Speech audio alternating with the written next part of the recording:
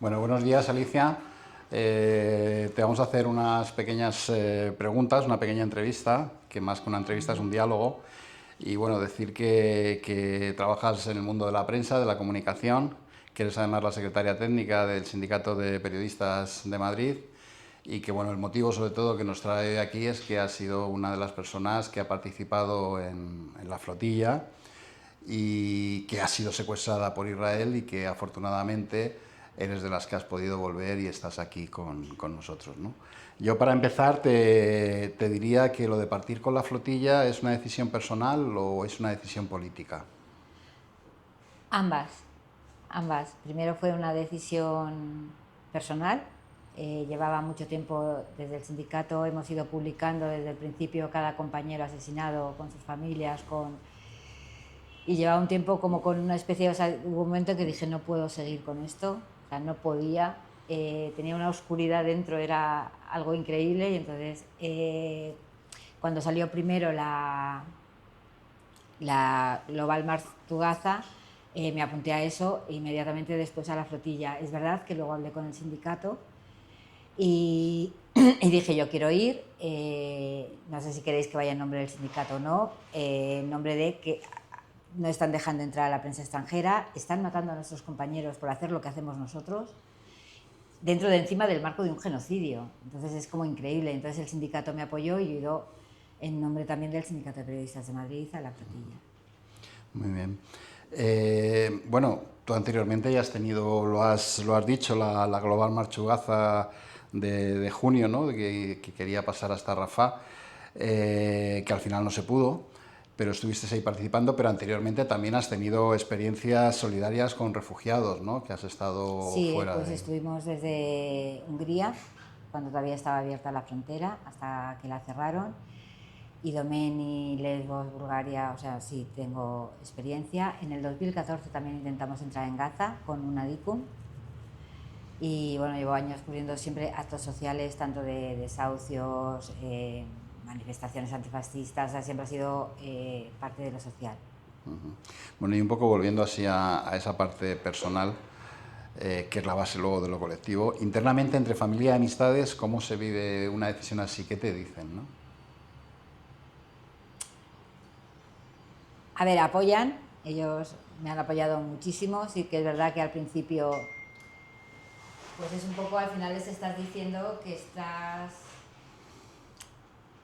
estás eligiendo un poco no quedarte con ellos e ir a jugarte la vida a otro lado, o sea, estás eligiendo. Y supongo que para ellos es duro saber que has elegido otra cosa, pero luego también llega la parte esa de comprensión, de que lo haces por ellos, de que lo haces por intentar dejar un mundo más justo, porque si no es Palestina solo, si cae Palestina al final vamos a caer todo el sur. Entonces no, es un poco por ellos y porque, o sea, tengo hijos, sus hijos algún día preguntarán qué hicimos con esta barbaridad y al menos ellos podrán decir que nosotros hicimos algo. ¿Cómo se... Vamos un poco a ese viaje solidario. La salida y la despedida de Barcelona fue apoteósica, ¿no? La salida de Barcelona fue increíble, miles de personas, o sea, fue algo emocionante, algo bonito, fue impresionante y muy, muy emocionante, la verdad, fue un recuerdo súper bonito la salida de Barcelona. Es algo que carga para salir, ¿no? Carga fuerza. O sea, emociona mucho, carga de mucha fuerza, lloramos mucho en esa salida, fue muy, muy emocionante saber que íbamos en representación de tanta gente, que teníamos, y ellos, tanto nosotros como toda la gente que había allí, teníamos muy claro que la vista seguía puesta en Gaza, que nosotros solo éramos la punta de lanza de muchos movimientos que llevan muchos años trabajando por Palestina, que estaban allí apoyando, que nos habíamos unido, lo que hasta ahora no había ocurrido nunca, miles de personas de de 44 nacionalidades diferentes para romper algo, y fue muy bonito. Yo lo estuve viendo por la tele en directo, estuve viendo todo lo que era la espera y desde, bueno, desde una pantalla y era, sí que era emocionante, pero a la vez era un poco, a ver, como que no sabíais, estaba todo, parecía, desde, como que estaba todo por hacer, ¿no? Yo me imagino que estabais súper organizados, pero sí que había como una sensación de incertidumbre, o al menos... A ver, se ha montado una flotilla de casi 50 barcos en 2 meses. O sea, imaginaros lo que es eso. Entonces, es verdad que había muchos barcos que se estaban terminando, o sea, que se terminaron en esos días. Todavía no estaban las tripulaciones repartidas, eso es verdad, que se repartieron en ese mismo momento. O sea, o nos lo dijeron en ese mismo momento. Entonces sí que había una cierta incertidumbre, pero era más de en qué barco me toca, con quién voy a ir, o sea, eran incertidumbres de ese tipo, pero hay que tener en cuenta que es que se hizo algo, yo creo que algo bestial en muy poco tiempo, en muy poco tiempo. Entonces sí, pues bueno, sí, estaba el ese de a ver con quién me toca, o sea, nos fueron llamando diciendo, llamaban al capitán y luego ya nos iban poniendo a las tripulaciones con él, no sabíamos en qué barco íbamos, si era grande, era pequeño, entonces sí que había esa incertidumbre, pero, pero claro, es que ha sido algo que se ha montado en muy poco tiempo. Oye, ¿En qué barco fuiste tú? Yo he ido durante este mes y pico he estado en 2 barcos. Hasta Túnez fui en un velero, en el Yulara, un velero chiquitín, y luego pasé a Luga. El Luga era un barco que iba a ser en principio el barco de mujeres, pero luego, bueno, pues teníamos tripulación masculina, entonces era el barco mayoritariamente de mujeres, pero era mixto. No llegó a ser nunca un barco de mujeres. oye, ¿y esa cantidad tan grande de embarcaciones y de personas, cómo os organizabais así una vez que salís de los puertos, ¿no? O sea, ¿qué tipo de coordinación teníais? ¿Qué barco tiene que ir adelante? ¿Qué barco tiene que ir A ver, atrás? estaba el Family era el barco donde iba todo el Stirling Committee, entonces se organizaba todo desde allí. Entonces ellos nos iban diciendo en qué puestos más o menos íbamos. Se ha tardado tanto porque si algún barco tenía algún problema, pues todos parábamos, el barco con problemas iba al puerto y los demás nos quedábamos anclados hasta que ese problema estuviera solucionado porque éramos y somos una flotilla. Entonces tenemos que, o sea, si falta uno, ya no somos flotilla. Entonces, pero ha estado siempre muy bien organizado, había reuniones tanto de coordinadores todos los días como de capitanes. Todos los días sabíamos exactamente qué hacer, qué esperar, etcétera. Ha estado muy bien organizado. ¿Eres realmente optimista sobre la posibilidad de entrar en Gaza y entregar la ayuda? A ver, sí, porque éramos muchos. Entonces, como nunca había ocurrido que hubiera habido una flotilla tan grande, confiábamos más en que los gobiernos estuvieran actuando menos de boquilla y más de verdad. Tontería por nuestra parte, pero sí confiábamos más en que esa presión nos hubiera dejado llegar, pero sí que es verdad que teníamos todos los escenarios contemplados, estamos preparados para cualquier escenario y todos los días, de hecho durante la travesía, todos los días se han ido haciendo trainings de no violencia, de qué pasaba si nos bombardeaban, qué pasaba si nos interceptaban, hemos ido trabajando todos los días eso, estábamos muy preparados para lo que ha pasado porque era uno de los escenarios. Teníamos 4 y menos el de llegada, que era el último, los otros 3 los hemos vivido. Bueno, y de esos escenarios que hablas, que trabajasteis y tal, a la realidad, ¿no? O sea, ¿cómo se vive lo que es el asalto en aguas internacionales y cómo es la experiencia en la cárcel, ¿no? La llegada, el recibimiento, la estancia. A ver, el asalto, es verdad que como ya nos habían bombardeado, con lo cual ya en cuanto empezamos a ver drones y tal, ya no sabíamos muy bien qué iba a pasar y ya estábamos todos como preparados de a ver qué pasa. Luego ya el asalto era, también quizá porque ahora todavía no estoy disociando un poco y no soy capaz de verlo como que me ha pasado a mí, fue un poco una película, ¿sabes? Los soldados, las luces, el decirte desde los drones, paren los motores, era todo como muy así. Luego es verdad que los soldados que entraron los primeros en los barcos sí que nos apuntaban con armas, pero era el ejército y eran críos. Entonces en cuanto ya pasaron unas horas, vieron que estábamos con las manos así, que nos tuvieron muchas horas, pero ya vieron que estábamos con las manos levantadas, que nadie hizo nada para escalar violencia, que estuvimos todos muy tranquilos, que porque además justo antes de la intercepción ocurrió algo que dijimos, que empezamos a decir todos, como confío en ti, confío en ti, confío en ti, y eso te daba la fuerza como para no hacer nada, no reaccionar, quedarte quieto. Y entonces ellos enseguida, al cabo de unas horas, sí que es verdad que ya pues, nos dejaron quitarnos los chalecos que eran súper incómodos, nos dejaron fumar. Sí es verdad que el barco lo destrozaron, o sea, tenían esa parte como de no atreverse, no saber muy bien cómo interactuar con nosotros, pero sí la parte esa de rabia de voy a destrozar el barco, yo qué sé, las cosas donde comíamos que eran plástico, o sea, que si tiras muebles al suelo el plástico no se rompe, pues estaban destrozados. Pues ¿cómo lo habéis roto? ¿Sabes? Entonces, eso sí lo tuvieron, pero es verdad que con nosotros no fueron desagradables en la intercepción. A ver, aparte del hecho de que tíos, claro, con armas hasta los dientes, apuntando con metralletas, pues, pues impresiona. Pero no fueron, al menos en nuestro barco, no hubo violencia, no hubo nada. ¿Y la experiencia de cárcel? A ver, para mí la experiencia peor fue la del puerto. Fue la llegada al puerto. Nos tuvieron horas al sol, con las manos atadas a la espalda, de rodillas, o sea, fue una experiencia mala. Luego cuando entramos ya como te quitaban todo, yo llevaba el carnet de prensa junto con el pasaporte, el carnet de prensa internacional, a la prensa nos trataron bastante peor. Por ejemplo, nos metían en cuartitos donde te cacheaban mujeres, a mí me cachearon hombres. Y a mí me obligaron a quedarme en ropa interior, cosa que al resto de compañeras no lo hicieron. Y riéndose de ti, abriendo tus cosas, diciéndonos cosas como estáis matando judíos en Europa. O sea, yo en un momento pensé, no le estoy entendiendo. Y le volví a preguntar, me volví a decir lo mismo y entonces me escapó como un poco de risa nerviosa. O sea, no era como, ¿qué puta locura es esta? ¿Sabes? ¿Qué me estás contando? Y bueno, y ahí ya fue violencia física, pegarte, arrastrarte hasta la siguiente mesa.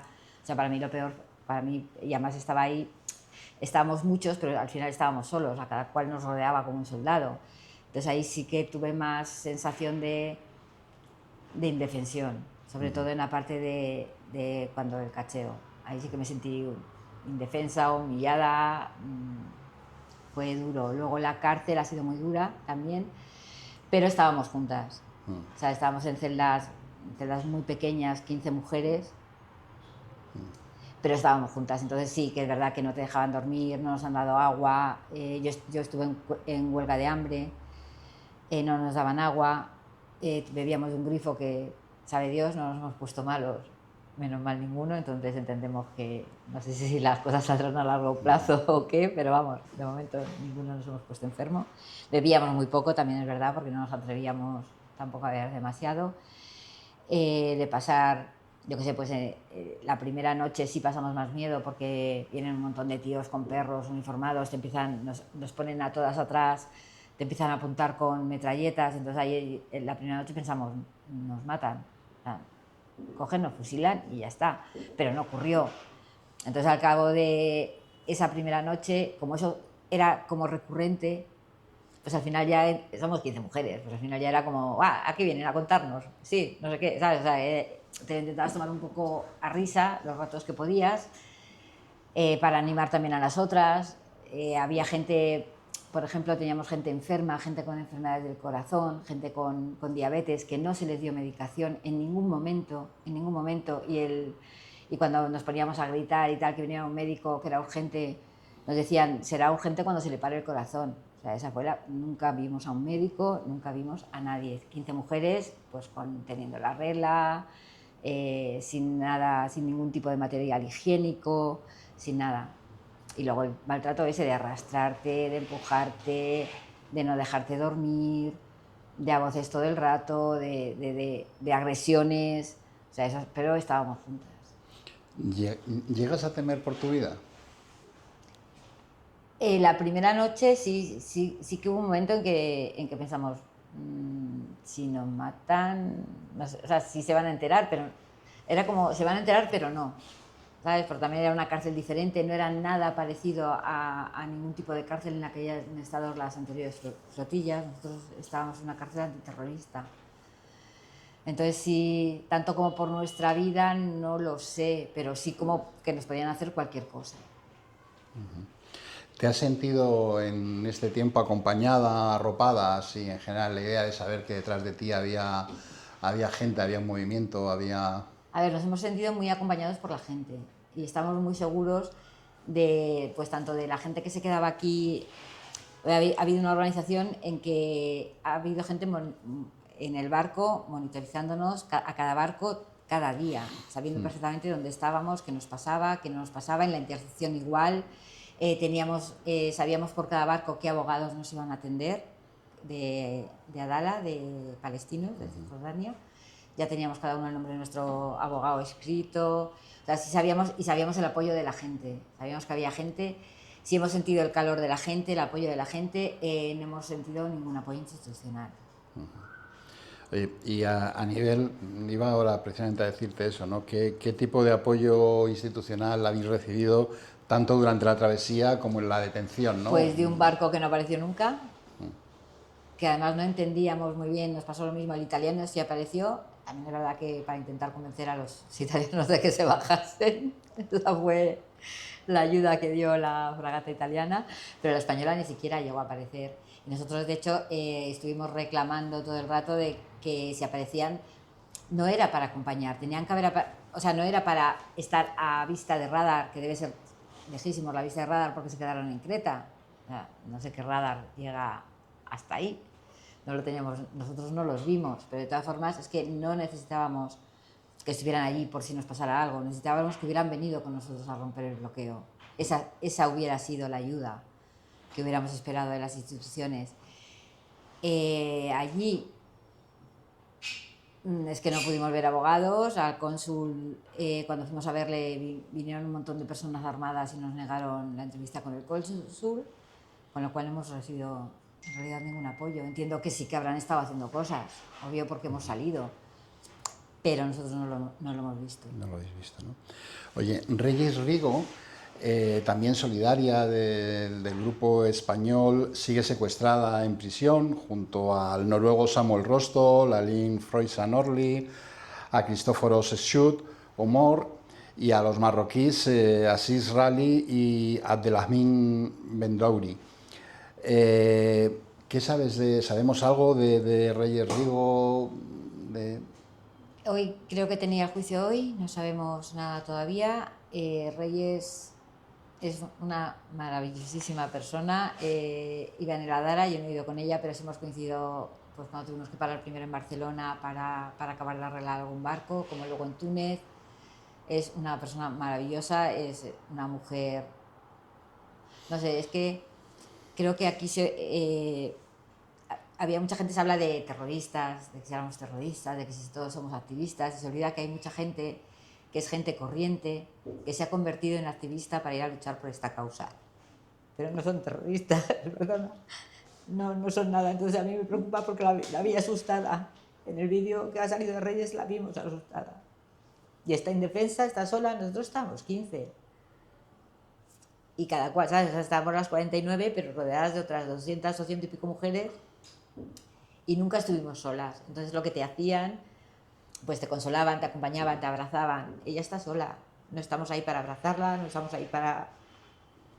Entonces en realidad no hemos vuelto. Hasta que no vuelvan todos, la flotilla no ha vuelto a casa. ¿Que separemos? No. Vale. Bueno, la flotilla se plantea recurrir a instancias internacionales de justicia para denunciar la violación del derecho internacional que ha supuesto abordar impunemente barcos una y otra vez constantemente en aguas internacionales. Recientemente, hace 2 días, ha vuelto a suceder. Sí, nosotros, claro, yo no sé luego el resto de flotillas que harán. Nosotros éramos la Global Sumut, ¿vale? Que es un poco independiente. Estamos esperando a que salgan todos. Una vez que salgan todos y se tomarán medidas, porque se olvidan, o sea, yo creo que se olvidan varias cosas. Una, se olvida que primero no entiendo cómo la Unión Europea no hace nada cuando detienen a sus ciudadanos en aguas internacionales, llevando ayuda. Y que aunque hubiéramos logrado llegar a las millas de agua territorial de Gaza, si España ha reconocido el Estado palestino, son aguas palestinas. O sea, en ningún momento hubiéramos hecho nada ilegal. Aparte de que el llevar ayuda humanitaria a un pueblo que está sufriendo un genocidio está cubierto por el derecho internacional. Entonces no entiendo cómo los gobiernos no están haciendo nada cuando se están riendo de ellos en su cara. O sea, estáis secuestrando a ciudadanos europeos en aguas internacionales llevando ayuda. O sea, no entiendo, o sea, no sé qué poder tiene el sionismo para que nadie reaccione ante estas cosas, porque ya no te digo contra el genocidio de un pueblo, que me parece brutal que no se esté reaccionando, pero aunque sea incluso la gente tan de derechas, hostias, que están secuestrando a gente de vuestro país, los de Vox, los nacionalistas, hola, ¿sabes? Incluso hasta los nacionalistas tendrían que estar ofendidos de que se estuvieran riendo de su país, por ejemplo. Pero ¿qué más? Que los socialistas que están reconociendo un Estado palestino. Si estáis reconociendo un Estado palestino, si de verdad estamos ahí, ¿cómo no habéis hecho algo? Yo es algo que no acabo de entender. Bueno, parece que las flotillas están dispuestas a seguir, a pesar que, de nuevo, como hemos dicho antes, la última ha sido abordada y sus tripulantes, de nuevo, secuestrados por Israel. ¿Seguirán saliendo más flotillas? Yo no puedo hablar en nombre del resto de flotillas porque desde hoy somos independientes, pero desde luego si esto sigue así, la Global va a salir. Sí. Bueno, y saliendo un poco ahora, ¿qué opinas de esto que está en estos días, de lo que es el plan de paz? No, no me convence en absoluto, en absoluto. Sí, al menos creo que les da un respiro, o sea, si pueden acabar las matanzas, si pueden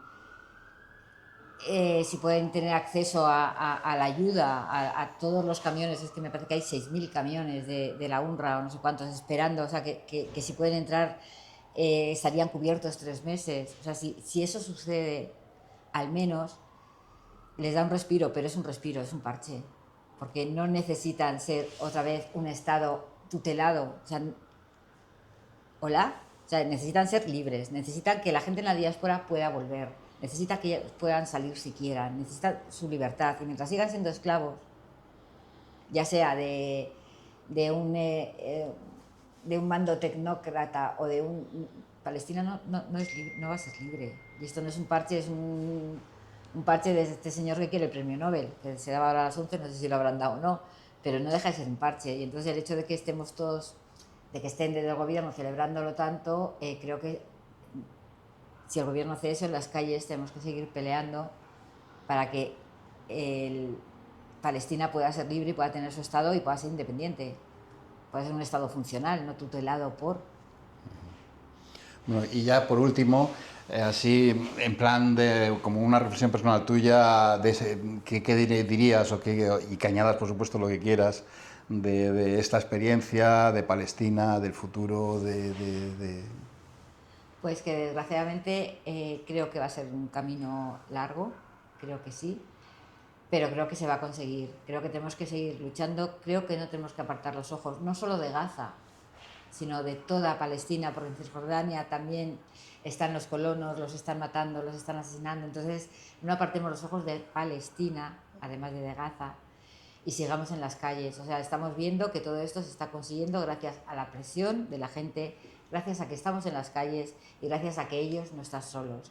Y no olvidemos todos que en cualquier profesión que tengamos, sanitarios, médicos, profesores, están matando a nuestros compañeros. Son compañeros nuestros que están intentando hacer una labor impresionante. Yo hablo ahora simplemente de los periodistas. Están intentando contar la verdad y los verdaderos héroes de toda esta historia son ellos. A los que están matando por intentar contarnos lo que está ocurriendo y por intentar dejar huella y dejar constancia para que algún día todo esto se pueda juzgar. Sin ellos no podríamos juzgar y espero que algún día se juzgue. Porque otra cosa que no sale en el acuerdo es si a estos criminales se les va a juzgar por lo que han hecho. Porque son crímenes de guerra, están cometiendo un genocidio y tienen que acabar todos en la cárcel.